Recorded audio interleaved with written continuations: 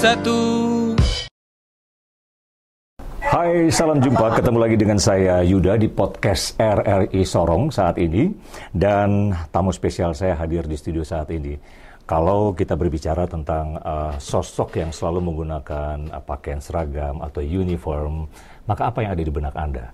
Kayaknya ada jarak yang jauh sekali memisahkan tentunya ya. Nah, di saat ini saya akan menghadirkan narasumber spesial saya ini. Kita akan berbicara dengan orang nomor satu yang ada di di Polda Papua Barat Daya, Polda yang baru dibentuk di bulan November di tahun 2024. Sebelum kita berbincang-bincang lebih jauh, haruslah saya perkenalkan dulu tamu spesial saya di saat ini.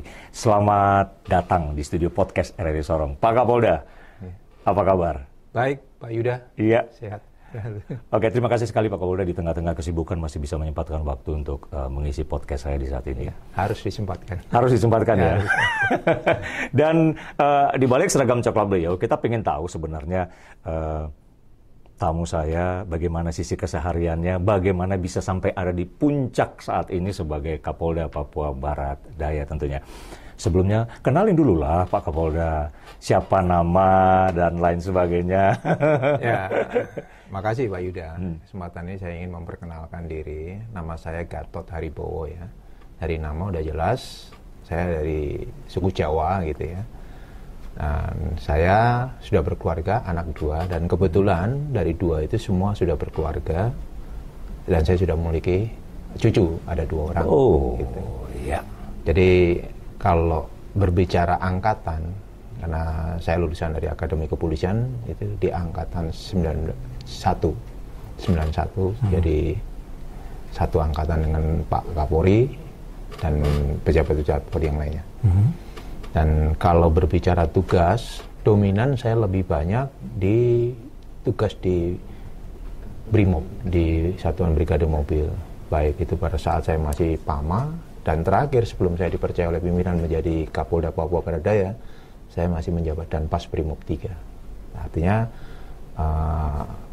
berada di wilayah Indonesia Timur, khususnya di wilayah Ambon, di Maluku Utara, dan di Papua. Segitu, kurang lebih seperti itu yang mungkin bisa diketahui oleh. Jadi memang pengalaman paling banyak berada di pasukan elitnya Polri dia, Brimob ya, dia. Kurang lebih seperti itu Pak. Oke. Tapi kan kita tahu Brimob kan agak agak keras dan memang namanya pasukan elit ya, iya. Pak Gatot ya. Apakah itu juga akhirnya membentuk karakter seorang Gatot? Saya pikir kalau dibilang keras tidak ya. Artinya Brimob sekalipun sebagai anggota Polri, karena Brimob adalah bagian dari Polri, kalau keras itu tidak, tapi lebih mungkin pemahamannya adalah lebih kepada disiplin iya. Tapi kalau keras tidak, kita juga tidak mengajarkan sesuatu itu harus dengan kekerasan tidak, tetapi sesuatu dengan kasih sayang, tapi dalam tujuannya itu untuk bisa membina dan memberikan tujuan-tujuan yang positif, seperti halnya kalau Polri itu bertugas, kita ini melindungi, mengayomi dan melayani masyarakat. Jadi tidak ada kita kesan untuk keras itu untuk menyakiti dan tidak, itu tidak ada. Kecuali ada saat-saat tertentu memang itu situasional dalam pelaksanaan tugas. Itu yang memang kita harus melakukan suatu tindakan-tindakan yang sebenarnya tujuannya adalah untuk meredam atau membuat situasi menjadi lebih baik. Kadang kalau orang melihat itu diartikan sebagai kekerasan, menurut kami bukan. Dalam arti bukan itu adalah ya kita harus berbuat apa kalau seandainya untuk melakukan tugas. Satu contoh begini. Di tugas Polri ada namanya di saat kita menghadapi unjuk rasa atau pelaku-pelaku demo, mungkin himbauan-himbauan sudah pasti akan dilakukan, itu baik oleh teman-teman yang di wilayah, terus kemudian dari fungsi Samapta. Nah, kalau itu tidak bisa dan bahkan mungkin mengarah kepada anarki, tentunya kita kan harus paham seperti apa. Kita juga menjaga keselamatan jiwa raga, harta benda orang-orang yang ada di sekitar itu juga, yang tentunya mungkin bisa menjadi dampak dari kejadian unjuk rasa atau demo yang anarkis itu. Nah, disitulah peran kita Brimob itu untuk melakukan tindakan-tindakan dalam artian untuk meredam pelaku-pelaku kekerasan. Yang artinya kita harus melakukan sesuatu yang berimbang tapi terukur, tidak berlebihan dan tidak melampaui batas-batasan untuk memperlakukan mereka sesuai dengan hak asasi yang ada. Ya, ya. Oke. Begitu. Tapi apakah memang sudah lama Pak Gatot bermimpi untuk menjadi seorang Gatot seperti saat ini? Atau punya background keluarga mungkin yang selalu hadir dengan uniform dan pakaian seragam sehingga menjadi inspirasi? Kebetulan dulu saya itu kepingin ini ya, sosok biasanya anak ya. Anak itu kan melihat figur seorang ayah gitu kan. Bapak saya betul latar belakang adalah Purnawirawan TNI Angkatan Laut. Lebih tepatnya waktu itu menjadi KKU. KKU itu yang kalau sekarang orang bilang itu marinir ya. Gitu. Jadi beliau hanya seorang bintara dengan pangkat PL2 ya. PL2 itu kalau di kepolisian itu pangkatnya AIP2 gitu. Saya bermimpi kepingin menjadi seorang marinir pada saat itu. Hanya saja memang kebetulan bapak saya sendiri berharap supaya saya bisa menjadi polisi kan gitu. Jadi sedikit ada kontradiksi kemauan antara bapak saya dan saya pribadi gitu. Sehingga pada saatnya pilihan pertama tetap saya menginginkan untuk menjadi angkatan laut. Baru kedua baru saya pilih kepolisian untuk sekedar apa yang menjadi keinginan orang tua itu saya ikutin gitu. Tapi tetap saya jadi pilihan kedua untuk polisi itu. Tapi entah Tuhan sudah mengatur semuanya. Saya masuk atau menjadi bagian dari Polri. Saya masuk ke Akpol di tahun 88 ya. Kemudian lulus tahun 91. 89 masuk, kemudian lulus 91. 91 ya. Berapa bersaudara Pak Gatot? Saya 3 Pak. Saya anak pertama dari 3, 2 adik saya laki-laki semua. Kebetulan semua sekarang ada di Surabaya semua. Juga sama, mengikuti jejak Bapak? Tidak, cuma saya saja. Cuma saya. Mereka wira swasta dan ada yang juga karyawan di suatu perusahaan. Begitu. Oke. Ya ketika akhirnya tembus masuk di kepolisian. Iya. Apa? Siapa duluan yang mendapatkan berita bagus ini? Ayah, ibu, atau yayang? Ya, yang pertama pastinya orang tua Pak. Tapi kan pada saat itu kita begitu sudah tembus itu kan kita nggak ada lagi komunikasi dengan pihak keluarga. Hanya mereka pasti memantau itu. Kenapa tidak bisa pada saat itu kalaupun toh kita punya alat komunikasi, tapi kebetulan pada saat itu belum ada yang namanya HP. Tahun-tahun itu ya, emang nggak ada ya Pak Gatot ya. Betul. Jadi begitu kita masuk, kita kan sudah tidak bisa komunikasi lagi. Yang jelas orang tua tahu bahwa kita berangkat menuju ke Magelang, tidak kembali. Tidak kembali dalam artian berarti kan diterima terus langsung menjalani basis di Magelang, bergabung dengan teman-teman dari Matra yang lainnya. Gitu. Pak Gatot 3 bersaudara. Iya. Lebih dekat kemana sih Pak Gatot? Sama ibu atau bapak sih? Kebanyakan kalau anak laki-laki nih, kebanyakan pasti dekatnya kepada ibu. Kebanyakan itu. Sebaliknya kalau anak perempuan biasanya dekatnya sama bapaknya.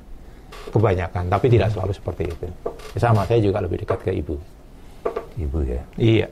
Oke. Mohon maaf, ibu masih ada sampai saat ini? Sampai saat ini masih ada, bapak sama ibu masih ada. Seberapa besar sih pengaruh ibu sama... Oh, sangat besar sekali, Pak. Sangat besar sekali. Artinya untuk menjadikan saya seperti sekarang ini itu peran seorang ibu luar biasa. Saat-saat seperti itu saya ingat benar di zaman saat itu ya, seorang ibu dengan keterbatasan bapak saya sebagai anggota TNI AL, amal ini sebagai KKU pada saatnya itu, saya kadang merasa terharu ya. Orang tua itu, mungkin Pak Yuda pernah dengar namanya beras jatah pada saat itu ya. Artinya beras yang dapatkan dari dinas. Sangat jauh Pak dibandingkan dengan yang kita dapatkan sekarang ini. Artinya itu zaman itu beras itu masih ada kayak binatangnya kayak kutu atau apa itu cuma ada yang lengket-lengket itu kan. Seperti itu Pak. Yeah. Tapi itulah yang pada akhirnya menjadikan saya seperti ini. Terus kemudian kalau kita bikin telur mata sapi gitu. Itu sama ibu saya masih dibagi 4 itu.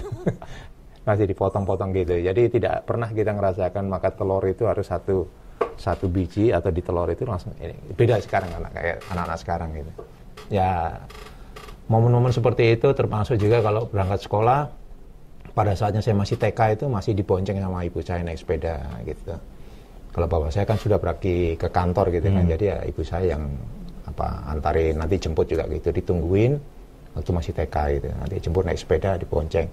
dengan apa? Karena takut kaki itu masuk ke apa namanya itu? Ruji-ruji sepeda itu ya. Jadi kaki kita diikat. Ya, kaki kita diikat itu pakai selendang gitu di bagian ini supaya kita tidak ini kan.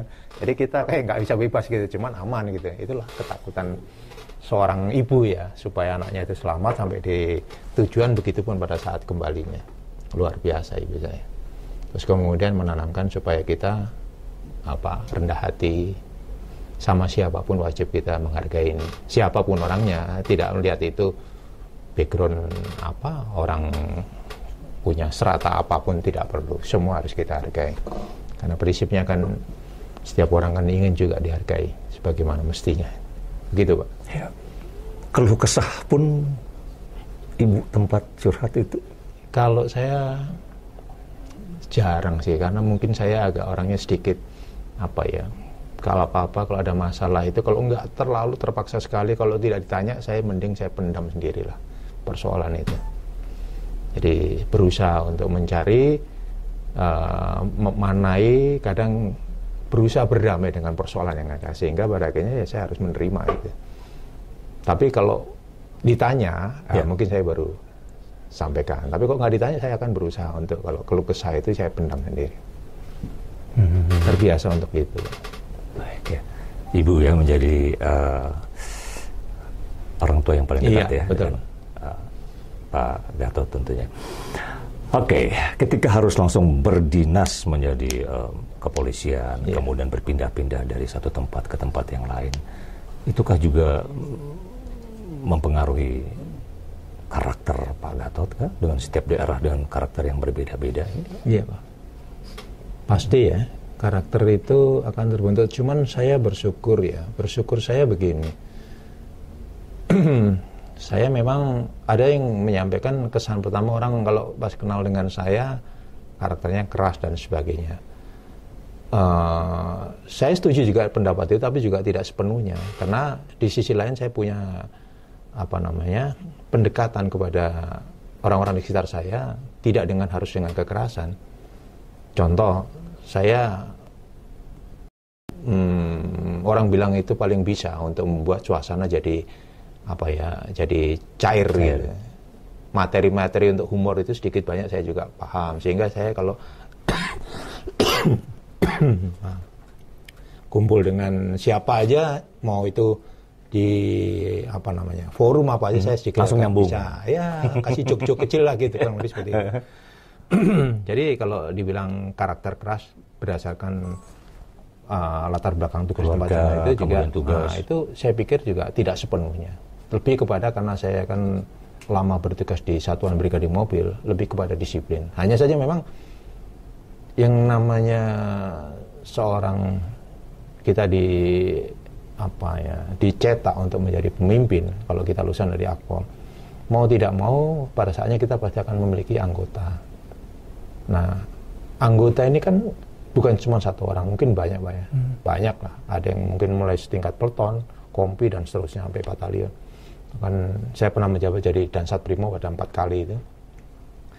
Semua anggota itu kan tidak punya karakter yang sama. Pasti ada yang sekedar disindir atau diomongin baik-baik bisa jalan. Tapi kalau nggak bisa ya harus dengan perkataan yang lebih ini. Tapi kalaupun nggak bisa, harus mungkin dengan tindakan fisik, itu tetap saya lakukan. Karena prinsipnya saya tidak akan mundur di saat membina anggota saya, terus kemudian kalau kamu memang punya perilaku tidak baik, terus saya menyerah, ya sudahlah, kamu mau jadi apa terserah kamu. Saya tidak bisa seperti itu. Harus sampai pada akhirnya dia harus berubah. Meskipun pada saatnya nanti saya akan pindah tugas dan tidak ketemu sama anggota saya lagi. Terlepas itu ya. Artinya setelah saya pindah nanti dia balik lagi karakter atau dia bikin masalah dan sebagainya, itu yang terpenting saya sudah tidak lagi menjabat sebagai pimpinan dia. Tapi selagi saya masih menjadi pimpinan dia, saya harus berusaha semaksimal mungkin untuk bisa merubah perilaku yang tidak baik menjadi yang lebih baik, atau yang tidak disiplin menjadi lebih disiplin. Begitu. Itu yang diterapkan ketika jadi pemimpin di kesatuan-kesatuan 4 kali ini ya. 4 kali pindah ini ya. Kurang lebih seperti itu. Oke. Menarik sekali memang tentunya. Itu sekali lagi saya bilang kalau tamu seperti Pak Gatot kemudian udah dengan seragam kayak gini kan kita mau dekatnya, aduh kayaknya agak susah gitu ya. Tapi ternyata setelah ngomong kayak gini, emang polisi juga manusia gitu. Iya, Pak, manusia juga lah. Iya betul. Pak Gatot, ketemu Ibu di mana sih Pak Gatot? Nggak jauh-jauh Pak, kebetulan istri saya itu kan dulu satu gereja dengan saya gitu kan di Surabaya Pak, di gereja GKJ. Beliau yang kalau kita ibadah itu kan ada yang main keyboard itu ya, ada ngikuti iringin lagu. Nah itu kenalnya di situ, kenal di gereja karena kita satu gereja, jadi ya sering ketemu. Tapi itu sudah pendidikan di sebelum. Oh, sebelum kan namanya kenalnya kan sebelum. Jadi pada saat kita berangkat ya pisah, dalam arti pisah itu ya apa kalau istilahnya itu cuman telepon aja dan LDR nah, kayak gitu lah. Baru setelah gitu ya? Tugas di Aceh baru kita resmi menikah gitu. Tugas pertama saya kan kebetulan di Aceh Pak. Di Aceh ya? Iya di Aceh. Berapa lama Pak Gatot pacarannya Pak Gatot? Berapa ya? Ada yang bilang 8 tahun, ada yang 7 tahun gitu. Wow. Itu karena kan memang sebelum masuk di Akpol itu kita kenalnya gitu ya, jadi masih SMA lah saya, dia juga masih SMA itu. Ketika masuk Akpol, zaman itu komunikasi tidak seperti saat ini, pendidikan blank dong, putus hubungan. Jadi kalau gimana kita itu? mau komunikasi biasanya surat Pak, surat kan kita boleh dikirim, atau kalau pas lagi kita waktu pesiar, pada saat itu karena kita kan nggak ada HP ya, misalnya, jadi kita mesti ke Telkom karena mungkin pada saat itu juga situasinya tempat-tempat telepon umum juga jarang gitu ya, telepon umum maksudnya yang pakai koneksi jarang. Jadi kita datangnya kantor Telkom itu minta disambungkan, tapi dengan biaya yang menerima. Iya, begitu. Ya karena kita keterbatasan biaya juga Pak, gitu. Pada saat itu Pak. Gitu. Pak Gatot termasuk lelaki yang romantis atau yang langsung menyatakan dengan sikap dan tindakan sih? Menurut saya ini mesti tanya Ibu nih mestinya ya. Kalau itu harusnya ditanyakan sama yang salah kalau itu menurut saya. Nah, itu. Tapi ungkapan cinta buat Ibu harus dong seorang laki-laki, atau diem-dieman taunya jadi aja kayak gitu. Ada lah Pak, ada itu. Ya kayak gitu-gitu ada. Sampai dengan apa ya? Nah, hal-hal yang kecil-kecilnya itu kasih bunga kah? Boy, sedap. Ya. Ya sejauh itu aja yang bisa kita lakukan, tapi entah diterjemahkannya apakah itu romantis atau tidak, ya saya kembalikan kepada yang menerima itu. Yang menerima ya. Atau yang menilai lah gitu, kurang lebih seperti itu Pak. Oke, tapi akhirnya setelah menikah Ibu tahu tugas dan tahu persis kerja. Saat saya tugas di Aceh kan kebetulan pertama kali tugas itu ya. Saya tugas di Satbrimopolda Aceh. Di sana juga pas lagi situasi konflik kan waktu itu. Dari saya tahun 92 sampai dengan 2000 saya tugas sana. Kebetulan juga lagi konflik sehingga tahu persis ada beberapa peristiwa-peristiwa yang pada akhirnya sempat diisukan kalau sudah selesai, dalam artian tertembak dan sebagainya. Jadi waktu itu saya menjabat sebagai Komandan Kompi di Lok Sumawe di Aceh Utara. Orang taunya saya sudah selesai gitu, karena kebetulan pada saat saya dari kota Lok Sumawe menuju ke Kompi itu sempat ada kontak tembak. Itu sudah lepaskan beritanya, dalam arti pada saat kontak tembak itu orang di Kompi juga taunya saya ada kontak tembak, terus informasi anggota ada kesana kemari, saya bertahan itu, tapi ya puji Tuhan saya masih selamat, dan bahkan saya bisa dapat satu senjata, termasuk dari, mohon maaf ya, mungkin ini kan akan ditonton semua, dari pihak lawan juga dapat. Dari situ saya diapresiasi oleh pimpinan untuk dapat reward sekolah PTIK waktu itu. Tahun berapa itu Pak? Tepatnya saya masuk sekolah itu tahun 2000, tapi peristiwa itu terjadinya tahun 98 atau 99 gitu. Begitu. Jika harus ada di tempat tugas, medan tugas yang genting seperti itu, apa sih yang ada di benak Pak Gatot? ibu kah terbayang, atau keluarga kah, atau anak-anak, atau negara? Jujur ini ya, sejujurnya tidak ada membayangkan semuanya itu. Karena pada saat itu, kan ini kan situasi pada saat itu. Jadi yang ada pada saat itu, yang ada di pikiran saya, dengan usia yang di bawah 30 tahun, mungkin lebih dominan, mungkin Pak Yuda sekarang usia berapa kurang lebih? 2 tahun lagi pensiun, Pak. Kurang, usianya berapa? 56 sekarang. Ya, imbang-imbang dengan saya. Nah, di saat usia kita di bawah 30 tahun, yang ada pada saat itu, bagaimana caranya saya harus bisa mengatasi persoalan yang ada di lapangan. Tanpa saya pernah berpikir orang tua, tanpa saya pernah berpikir istri, tanpa saya pernah berpikir macam-macam. Jadi, loss saja. Tapi pernahkah ketakutan itu muncul dalam diri? Itu yang tadi saya katakan, bagaimana mengatasi itu tanpa ada rasa takut itu. Itu mungkin sama, saya pikir kayak gini itu dialami, tapi juga bukan semuanya ya, karena faktanya rasa takut itu pasti ada dimiliki siapapun pasukannya itu, dan apa jenis pasukannya itu pasti ada. Tapi yang saya alami pada saat itu di usia 30 tahun ke bawah, sebelum saya punya anak, itu sepertinya tidak ada bawaan, ada rasa-rasa yang begitu. Jadi orang tua sama sekali nggak ingat, siapapun nggak ada yang saya ingat. Pokoknya pada saat saya tugas ya sudah, lepas dalam arti bagaimana saya bisa menyelesaikan tugas dengan baik. Tugas negara, ya. Iya, gitu aja. Oke. Pernah tidak juga menjalankan tugas negara, sementara sosok Gatot sebagai seorang suami dibutuhkan kehadirannya oleh ibu dan anak-anak? Pernah, Pak. Artinya di saat-saat mungkin ya, keluarga pada saat hamil berusaha untuk ke kontrol dan sebagainya, terkadang karena tugas saya tidak bisa mendampingi gitu. Tapi ya syukur dua-duanya pada saat anak saya lahir itu saya bisa mendampingi. Itu ya hal yang kadang sama seperti saya ini kan banyak, Pak, yang kadang-kadang pas dia mau lahiran atau apa itu dia nggak sempat dampingin istrinya dan sebagainya. Tapi saya bersyukur dua-dua anak saya itu saya bisa mendampingi istri saya. Dan kebetulan kan melalui sesar, sebetulnya. 2 anak ini kan melalui operasi lahirnya gitu, di Aceh pada saat itu. Iya. Begitu. Pernah mengalami hal seperti itu ya? Iya, kalau pas lagi mau ini kontrol gitu ya, kita pas lagi tugas gitu ya sudah berangkat aja lah sama siapa gitu kan. Negara ya, tetap yang utama begitu ya? Ya, tugas negara ini ya? Ya memang begitu, Pak. Kalau untuk menjadi TNI Polri memang itu harus kita utamakan kan. Nggak bisa terus nanti terlalu apa-apa dominan gini. Meskipun pimpinan tahu, meskipun pimpinan cukup bijaksana dalam memberikan keputusan, tetapi terkadang kita sendiri yang ada di lapangan itu kok rasanya kok apa ya kayak gitu.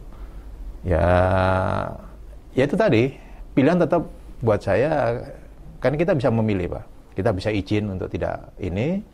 Tapi pada saatnya kalau pas lagi kita sedang menjalankan, terus mereka atau istri kita sedang mau kontrol untuk cek kehamilan dan sebagainya, kesehatan bayi atau janin itu kan. Nah di saat kita pas lagi ada di luar, kita nggak sempat balik ya harus wajib dia mau ini. Terus kemudian saya merasakan benar saat lahirnya anak itu, situasi di sana itu di Aceh pada saat itu kan membuat saya akhirnya bisa cukup lama itu. Maksudnya lama itu karena situasi tidak memungkinkan untuk keluarga tinggal di Aceh atau di Losmai pada saat itu. Banyak keluarga-keluarga yang diungsikan, termasuk istri saya usirkan ke Surabaya. Jadi anak saya yang baru lahir itu, yang laki-laki, kira-kira hampir 8 bulan atau 9 bulan itu baru ketemu lagi itu. Saya takut melihat saya itu kan. Jadi yang awalnya saya gendong-gendong gitu, terus begitu dia sudah bisa jalan, begitu saya pulang ke Surabaya, ketemu itu mau saya rangkul gitu kan, lari nangis itu, takut itu. Itu rasanya itu kayak, waduh kayak diiris-iris itu, anak sendiri aja takut. Dia nggak mau digendong gitu kan. Karena tapi nggak sempat manggil Pak D atau Om gitu.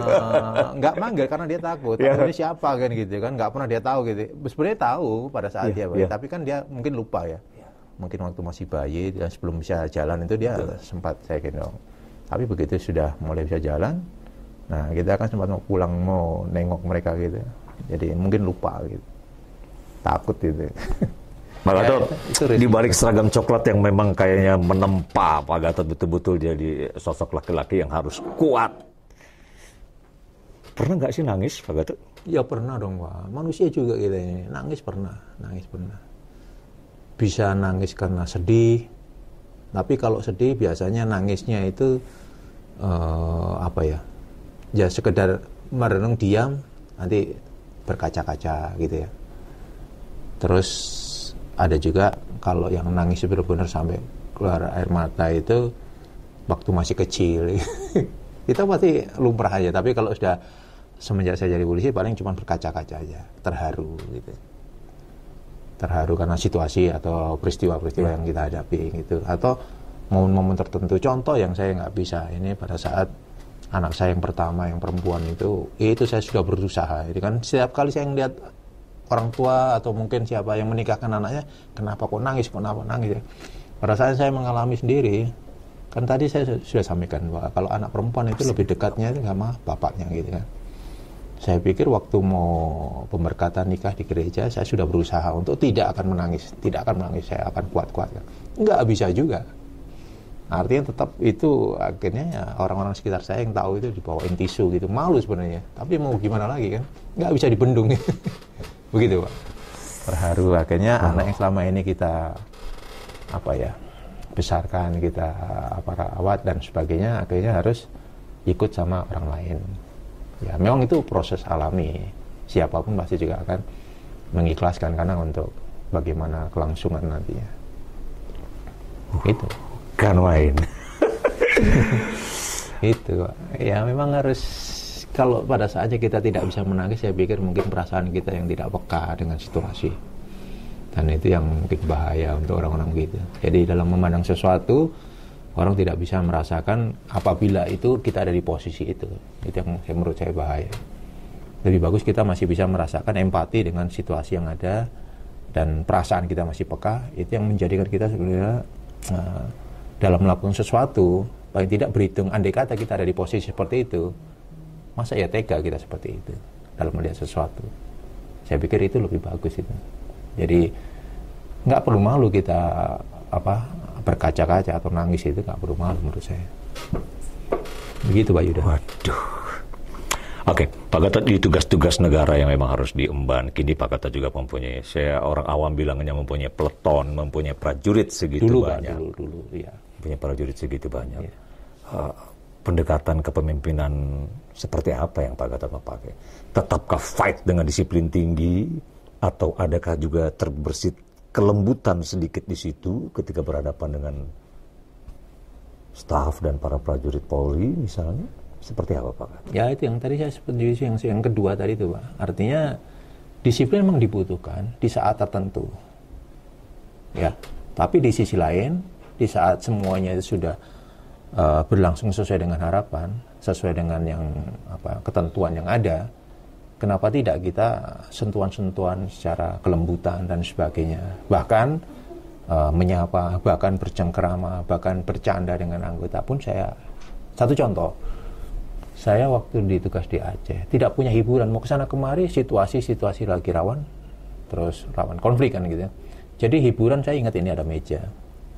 Saya itu dulu kan nggak bisa Pak, namanya main gaple itu, nggak tahu gaple Pak ya? Tahu. Saya nggak bisa main gaple, tapi saya di sana itu jadi bisa dan bahkan mahir itu.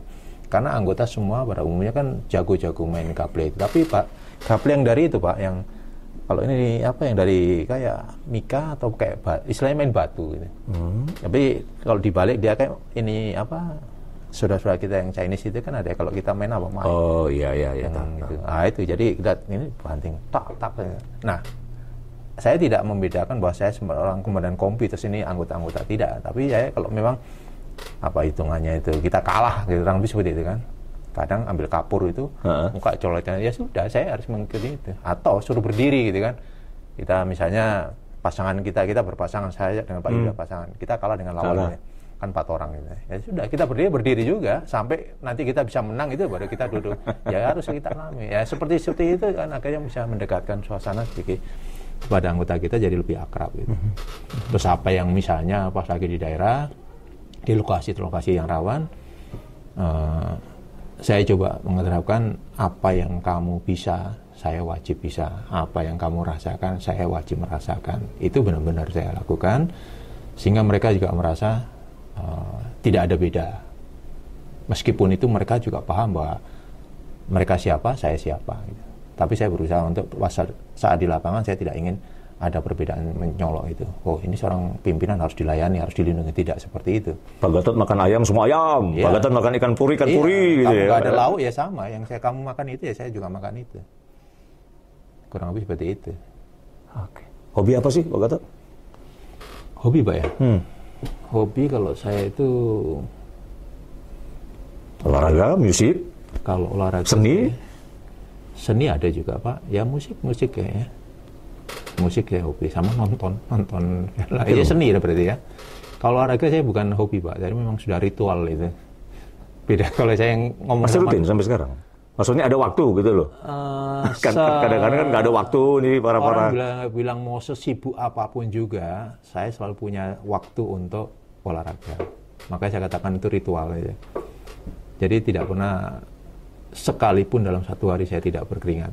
Dalam arti berkeringat untuk olahraga. Yang paling sering, paling simpel? Lari. Lari? Sampai sekarang. Wah, itu. Jadi, tadi seperti yang saya katakan, apa yang anggota bisa, saya harus tetap bisa. Jadi, kalaupun toh, saya masih dipercaya pimpinan untuk, jadi pimpinan di Brimob dan sebagainya, sekedar hal yang kecil gitu kan, mungkin anggota lari, ya, saya nggak ingin ini cuma sekedar jalan, meskipun tetap kalah cepat dibandingkan itu, tapi saya nggak mau jalan kaki, saya tetap kepengennya juga ikut lari. Meskipun beda usia pun mungkin 20 tahun, mungkin bisa jadi gitu kan. 20 bahkan 30 tahun, tapi saya tetap kepengen bisa lari. Tetap sampai di garis finish ya, walaupun urutan 5 gitu ya. Misalnya mereka bawa ransel dan sebagainya, saya pun juga harus bawa, tanpa perlu harus kita dibawakan. Harus bawa senjata pun harus bawa senjata, tanpa harus senjata saya dibawakan orangnya. Prinsip seperti itu. Oke. Artinya ketika juga harus bertugas dengan seragam sampai harus menjadi seorang pria Gatot, atau semuanya di-combine ya ketika sebagai pemimpin gitu ya. Betul. Pak, minta maaf nih dengan segala tugas tekanan Polri dengan tanggung jawab untuk daerah. Kadang-kadang kan ya keluarga kadang-kadang sedikit terabaikan. Misalnya Bapak juga harus menangani permasalahan di keluarga, anak-anak buah Bapak. Kesetiaan antara suami dan istri ini kadang-kadang. Seperti apa Pak? Ya ini memang kalau saya boleh tahu, laki-laki harus dengan satu istri, nggak boleh punya will, misalnya. Ya betul. Ini memang menjadi komitmen bersama yang harus benar-benar dihargai gitu kan. Nah sejauh ini segala sesuatunya kalau semuanya berjalan sesuai dengan yang komitmen, sesuai dengan apa yang menjadi norma-norma yang ada. Norma itu ya agama, norma apa dan adat dan sebagainya itu. Semuanya biasanya berjalannya itu sesuai dengan harapan. Biasanya ya, walaupun kadang belum tentu. Tapi yang saya jalani, yang saya alami, selagi norma-norma apapun itu kita masih pegang teguh, ya mudah-mudahan step by step, walaupun tidak ini, tapi tujuan itu pada akhirnya ya contoh ya, kecil. Sekarang saya ada di posisi seperti ini. Tentunya itu kan pasti ada orang-orang yang punya andil yang walaupun dalam tanda kutip tanpa terlihat oleh banyak orang. Andil siapa orang mungkin sudah bisa menebak siapa orang sekitar itu. Terus kemudian bagaimana anak-anak saya bisa ukurannya adalah kalau saya keberhasilan anak saya Pak. Saya mendidik anak saya bukan keberhasilan dia bisa menjadi seorang ini atau menjadi penerus saya, tidak.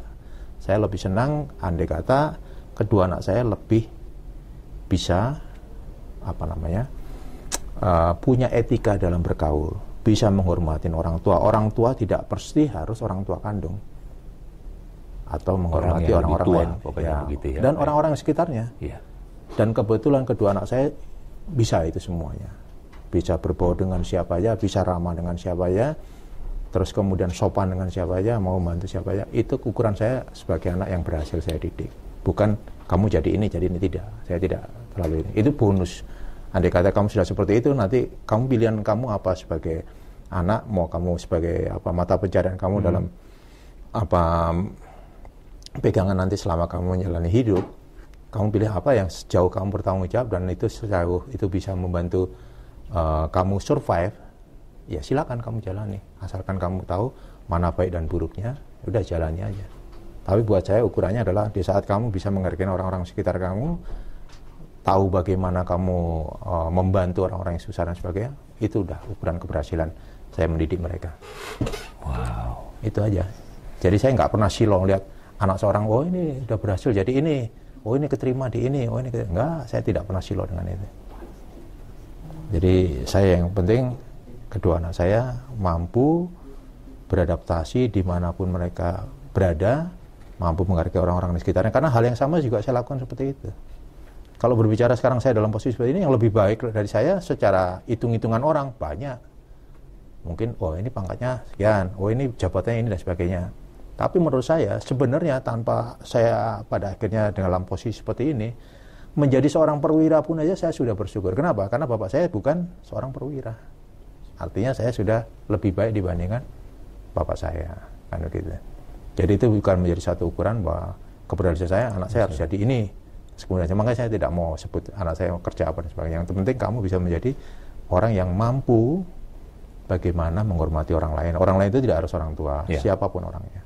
Dan bertanggung jawab dengan pilihan dia happy menjalankannya. Terus yang terpenting mampu ngerti apa yang baik kamu lakukan dan yang buruk jangan kamu lakukan. Udah itu aja.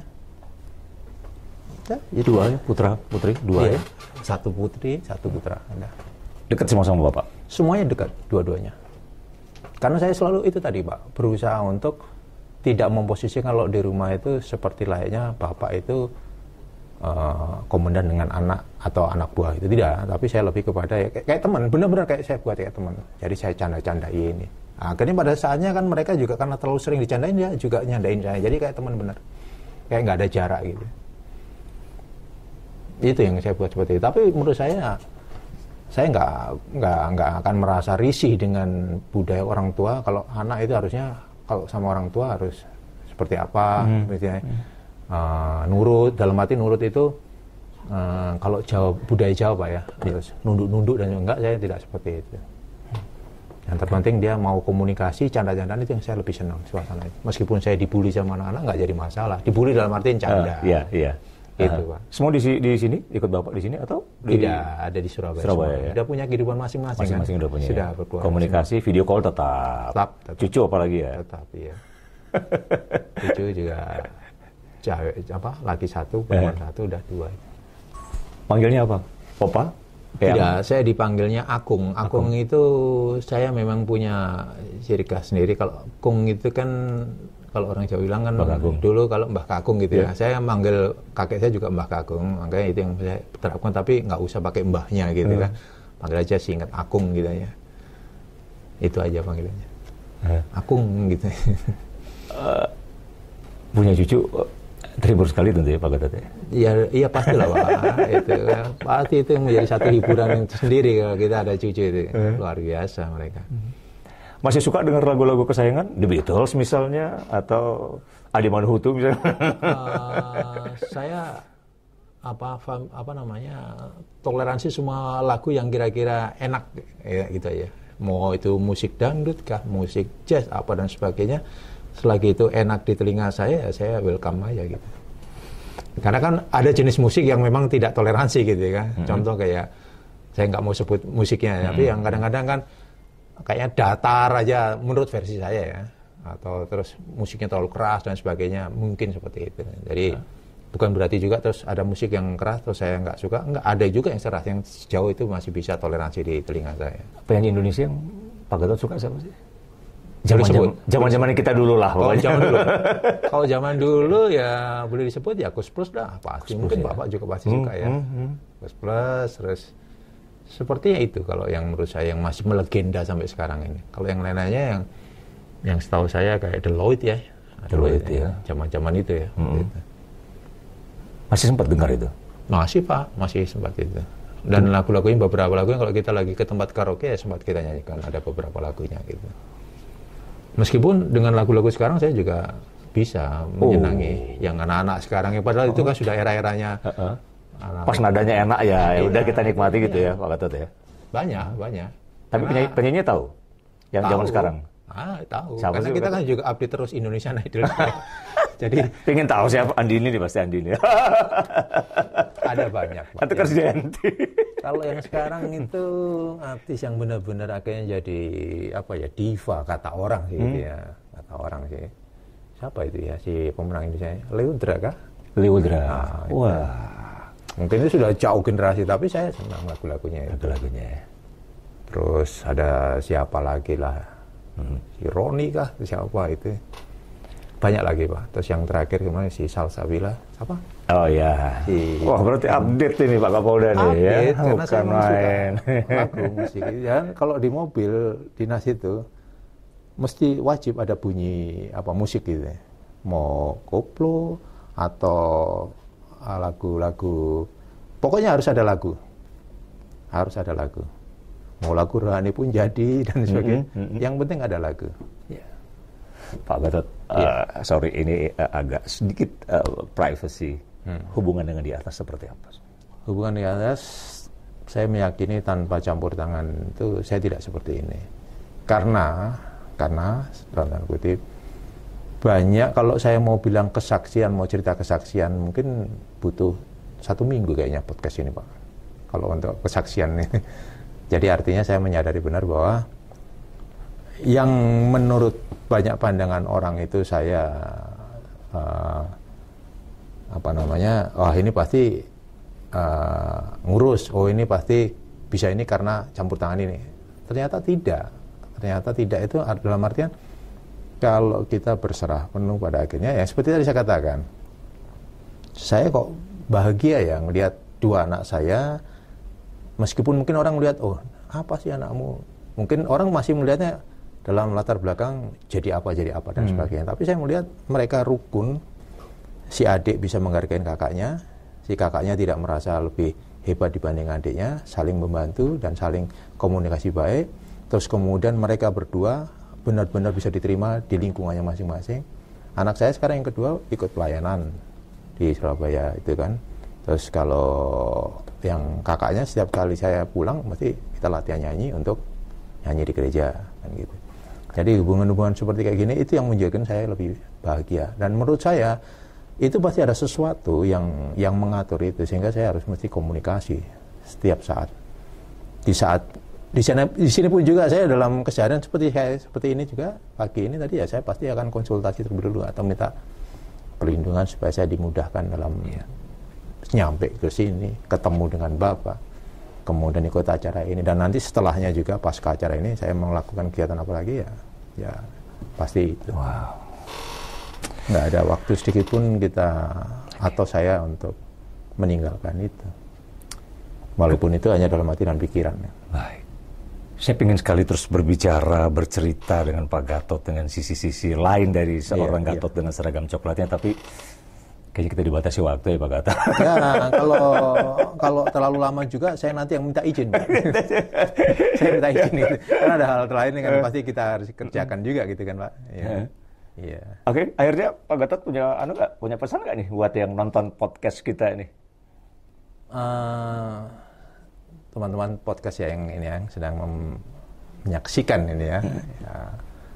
Saya ingin berpesan bahwa di saat kita ini merasa orang lain jauh lebih hebat, orang lain lebih beruntung, menurut saya kita harus perlu waktu, barang 1 menit 2 menit untuk merenungkan diri, kemudian konsultasilah,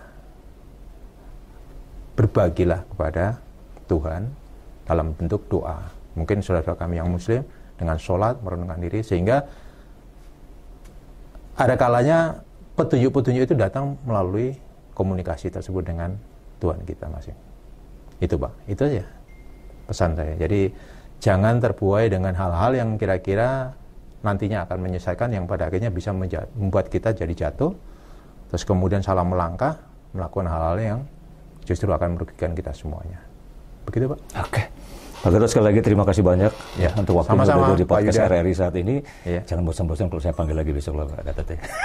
Tidak bosan asalkan tidak bentrok dengan jadwal yang lain. Oke, jangan kemana-mana. Saya harus pamit. Terima kasih untuk kebersamaannya. Ketemu lagi dengan tamu-tamu spesial di podcastnya RRI Sorong. Sampai jumpa dan selamat pagi. Di satu